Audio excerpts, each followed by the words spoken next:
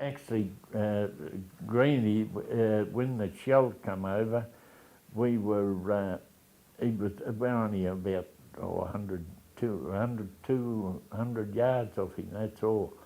And there was two of us that dug a foxhole, and there was only enough for two of us, and one of the other boys come over, a corporal, and we heard the shell coming over, and so, they jumped in and left me, and I was laying on top of them.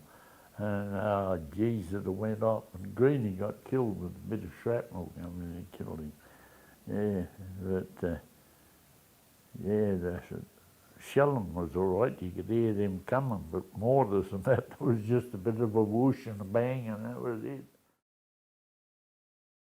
I had a moment when the Chinese come into it, they'd come in, we had the bolt, they come in, surround us at the back, and they said make down to a cutting where boys were forming up again, and we took off and we were running across out in the open. There were bullets flying and ricocheting and all, and I got the stitch.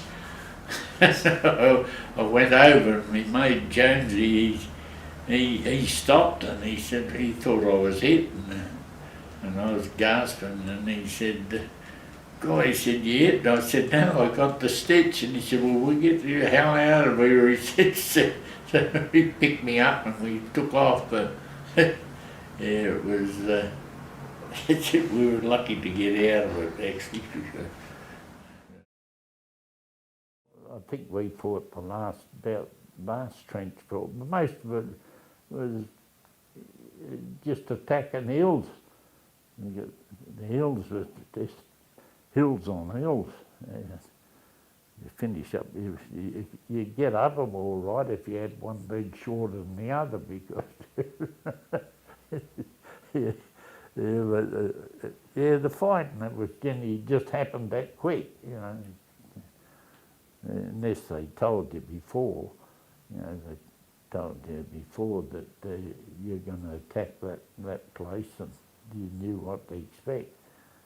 But it's all right after the first blue you had, you know what to expect, but a lot of times they'd try and ambush you, and they'd come in at night and blowing those blasted bugles. Squeaky bugles. Yeah, I remember one bloke, a lot of the bugles they blew were signals for them to attack them or either draw or something like that. But they were blowing these. He stood up out of his foxhole and told him what he'd do with the bugle if he never shut up. Where he'd put it. He said, "We told you, get down, you stupid buggers, you won't last long." And that's when the mate and I were after the blue. We were sitting on the side of the road. That was a funny one. And a sniper had a go at it. We were pretty close together, only a couple of feet from each other, eating a tin of beans. And a sniper had a go, and we blamed a Yank. There was a Yank not far away, a Yankee paratrooper, and he was, don't know what he was shooting at, but he was shooting at something, and we blamed him. And the next, only a few seconds later, he had a go at us again, and he took the brim off the side of my mate's hat. And he said, "That's a bloody sniper." Anyway, they spotted him, and the bloke snuck up on him and with the brim fixed him up, and that was it. We were blaming this Yank. This is good to going back now too, because I had two mates from home that were killed, and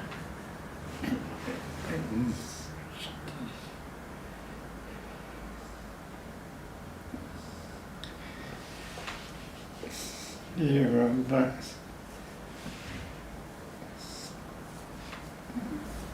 it's good to go back, you know, and just for their sake, remember a bit of these things happen. I mean, it's good to go back and remember a lot of the other boys that never come back, you know.